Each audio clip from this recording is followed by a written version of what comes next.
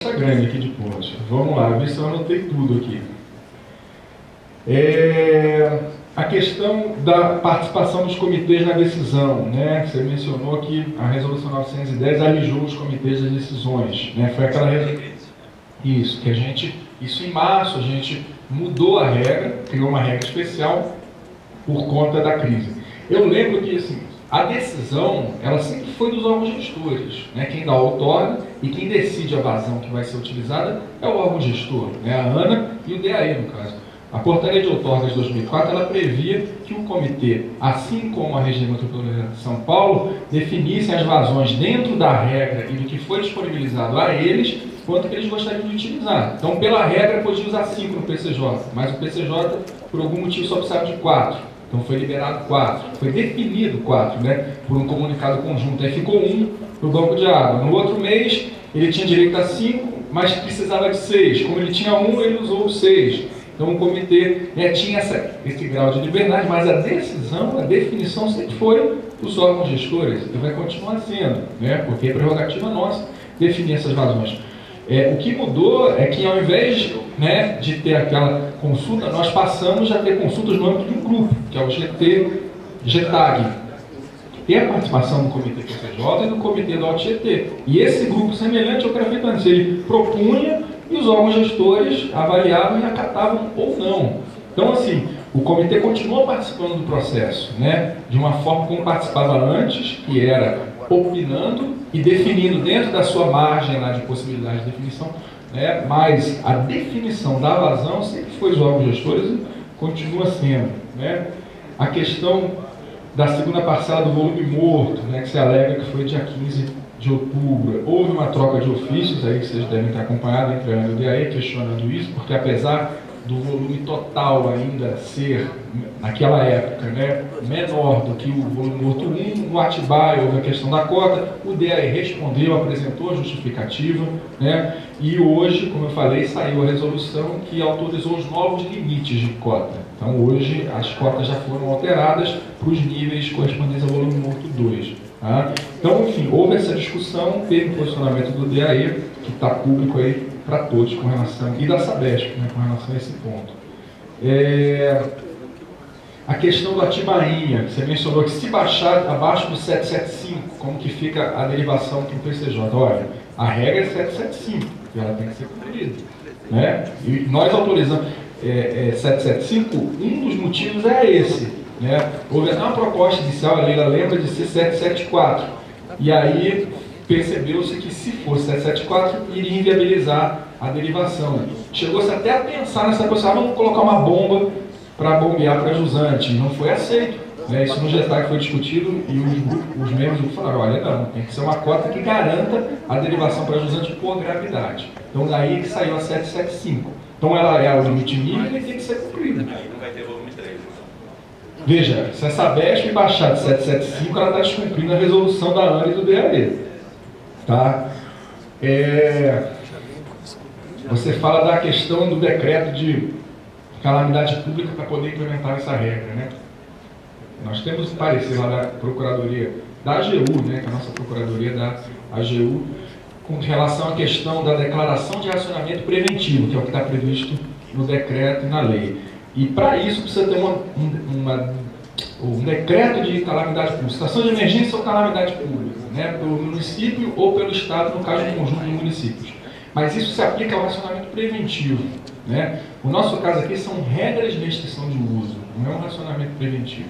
A gente implementa essas regras de restrição já há bastante tempo em várias parceiras pelo Brasil. Eu mencionei o Nordeste, mas tem no Rio Grande do Sul também, no Jaguarão, no Negro, né, no Javaés, enfim, e são regras de restrição, é diferente de um racionamento. Tá? E o racionamento, veja, ele é uma decisão interna do operador de saneamento. Pega o caso da Sabesp. Nós determinamos que a Sabesp tem que reduzir a captação de 31 para 29,7, por exemplo. Como ela vai se adequar aos 29,7 é uma questão interna dela. Se ela vai fazer racionamento, se ela vai fazer manobra, se ela vai reduzir a pressão. Então não cabe a ANA ou o DAE determinar, olha, você tem que fazer racionamento. Isso vale, olha, lá na Paraíba, no Boqueirão, a Cajepa lá, é a mesma coisa. A gente tem que reduzir a vazão de tanto para tanto. Como você vai se adequar é uma questão interna. Não necessariamente precisa fazer racionamento. Lá eles estão querendo fazer racionamento, mas Então, enfim, não é nossa competência, tá? Entrar definição de racionamento ou não. A questão da Sabesp eu já comentei. A vigência. Nós pensamos no início até em ter uma vigência, né, para essa resolução. Mas depois nós percebemos que ela vem complementar as regras, né, da bacia do PCJ para os períodos de estiagem. Porque a gente não tinha uma regra no período de estiagem, né? A gente tinha regras gerais para os períodos normais, mas não tínhamos uma regra para o período de estiagem. E como ela tem dois gatilhos, um é o volume do Cantareira, que é 5%, e o outro é a vazão do rio, então ela só vai entrar em vigência, quer dizer, em vigência não, ela só vai se aplicar quando as duas condições estiverem atendidas. E aí chegamos à conclusão que o melhor é que ela fosse uma regra PN, porque pode voltar a ter estiagem, né? Inclusive, como vocês falaram, 2015 e 2016, pode ter estiagem, né? E tudo indica que vai continuar tendo, porque esse outubro não choveu. Novembro até agora não choveu o que deveria ter chovido, né? Não sei se vai chover o que precisa. Reiterar as propostas do consórcio, ok. E a questão dos não usuários. Aí foi uma opção nossa de dinâmica de reunião, de organização, para a gente poder dar oportunidade, prioritariamente, para os usuários, porque eles vão ser afetados diretamente por essa resolução. É claro que todos os moradores da bacia são afetados, lógico. Se você mora na bacia, você vai ser afetado indiretamente. Mas quem vai ser afetado diretamente, que são os usuários, a gente optou por dar essa prioridade para eles. Por conta disso, eles serem afetados diretamente. Mas a gente não pode deixar nunca de dar a palavra para ninguém. A ideia é que, senão a gente não viria aqui. Porque legalmente a gente tem prerrogativa para baixar a resolução, né, sem fazer consulta aos usuários. Mas, enfim, nós entendemos que é importante e necessário consultar tanto os usuários como a sociedade, quem quiser se manifestar. A Silvia, eu acabei já respondendo, Silvia, na resposta ao Ivan, alguns dos seus pontos. Eu estou checando aqui minhas anotações para ver se faltou alguma coisa. Tá? Sim, você mencionou, esse ponto aqui eu não falei, que é o compromisso da Sabesp de tornar independente do Cantareira, esse compromisso de 2004. Né? A outorga do Cantareira tinha uma série de condicionantes, né? E nós avaliamos ANA e DAE e concluímos que todas elas foram cumpridas. Tem um documento, está na página da ANA, conjunto ANA-DAE, um relatório, que pega condicionante por condicionante. Condicionante 1 é essa. Foi cumprido, e por que foi cumprido? O documento tal, encaminhado de relatório, então está lá. Esse ponto que é da redução da dependência, o que a condicionante diz é que a Sabesp tem que apresentar um estudo de redução da dependência do sistema Cantareira. Esse estudo é o estudo da macrometrópole, que apresenta as alternativas para a redução da dependência. Tá? Sim, mas houve um decreto do governo do Estado que, como o problema abrangia uma área muito maior do que simplesmente o PCJ e a região metropolitana, criou esse conceito da macrometrópole e determinou a elaboração desse plano. Então, enfim, o estudo foi apresentado. Né? A condicionante não dizia que tinha que reduzir, dizia que tinha que apresentar o estudo. Isso foi apresentado, né, Leila? Então, no entendimento dos órgãos gestores, a condicionante foi cumprida. Isso é importante, ainda mais para vocês que são da área legal, o nosso entendimento da condicionante foi cumprida assim. Tá? Não tem nenhum condicionante. Oi? O erro está na condicionante. Sim. Aí é outra discussão, mas é porque isso é muito importante. Se você tem uma condicionante de outorga descumprida, nós, como órgãos gestores, temos que atuar e penalizar o usuário. Né? Mas nosso entendimento não tem descumprimento. Isonomia, a questão de retirar mais. Enfim, os reservatórios eles têm uma gestão, né? Não dá para a gente retirar só a vazão afluente. É por isso que se constrói reservatório, para que ele acumule no período de chuva e depois você possa retirar no período de estiagem. Então, na estiagem você vai sempre tirar mais do que entra e na chuva você vai tirar menos do que entra. É o funcionamento do reservatório, né? Ele é que nem uma caixa d'água, guarda quando está entrando água para usar quando não está. Né? Mas tem reservatórios que são plurianuais, né? Enfim, e aí ele vai aguentar. O Cantareira, por exemplo, foi dimensionado para aguentar 2 anos seguidos de seca extrema. Né? O problema é que essa seca foi pior do que a pior do histórico. Mas veja, nós tivemos uma seca aqui pior do que a pior do histórico. Né? Então ela não estava dentro do dimensionamento do reservatório. Vamos em frente aqui, para finalizar aqui, o José Luiz Vieira. José, essa questão dos órgãos gestores eu já mencionei para você, né, o que era ter feito no DAE. O controle social, eu posso dizer para você que a ANA, PEIT e o DAE estão dando possibilidade de ter um controle social maior do que o que é nossa obrigação legal, né? Porque para emitir uma resolução, a gente pode sentar, os técnicos avaliam a questão, fazem um parecer técnico e a diretoria analisa e aprova.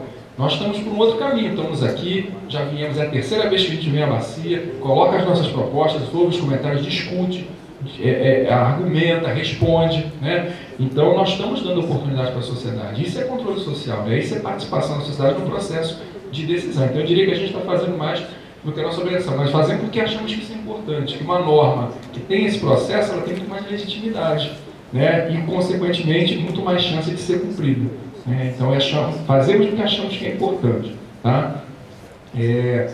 Então com isso me parece que nós fechamos esse bloco aqui de questionamentos. O Renato está ali querendo falar. Deixa só eu perguntar se tem alguém que... Tem. Ô Patrick, Oi. antes de seguir adiante, eu estava Oi. falando lá com a imprensa, só para eu entender, estava falando com a imprensa lá fora sobre qual é a data da aplicação da resolução. Eu fui informado que aqui você está propondo mudar a data da resolução para uma nova contribuição até o dia 28? Isso foi o encaminhamento que a gente tirou aqui, porque tem várias propostas ainda que foram colocadas Depois hoje. do dia 28 a gente volta aqui? Não, aí a gente analisa na âmbito do DAE, avalia o que vai ser acatado ou não e aí publica. Eu acredito que em 15 dias, a partir do dia 28, a gente tem condições de publicar a resolução.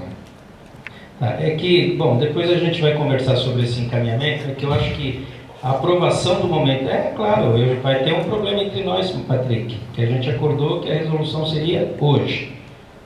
A mudança é possível a partir dos argumentos que vocês aqui levantaram, que eu não conhecia, eu estava ali fora, meia hora de entrevista agora com esse negócio daqui. Agora, todo o processo de comunicação da nossa parte, ela vai se dar presencialmente. Então, se eles têm até o dia 28, todos têm os usuários a contribuição, em seguida disso a gente volta e apresenta quais são as nossas conclusões. Eu acho que o processo é delicado demais para que a gente tome essas decisões, não que a gente vai errar ou que tem qualquer processo, mas a gente tome lá. Então, a proposta muda para o dia 28, aí nós temos que marcar uma nova reunião aqui, trazer essa conclusão aqui e depois fazer a implementação, ok? Só para fazer a combinação aqui daquilo que nós não combinamos, porque o que nós tínhamos combinado é que a resolução, não havendo um questionamento grande, ela começaria a vigorar na semana que vem. Mas como houve, e é bom que haja, né? Isso é produtivo, que a gente já disse, me permitam só um segundo, essa resolução não vai funcionar na base da fiscalização. Ela vai funcionar se as pessoas que estão participando desse processo tomarem para si a responsabilidade de aplicá-la.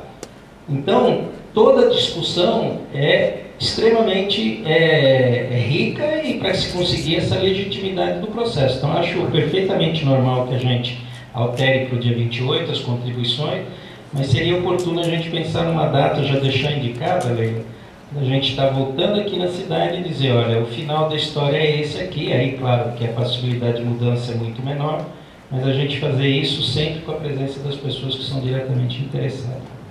E aí fechamos.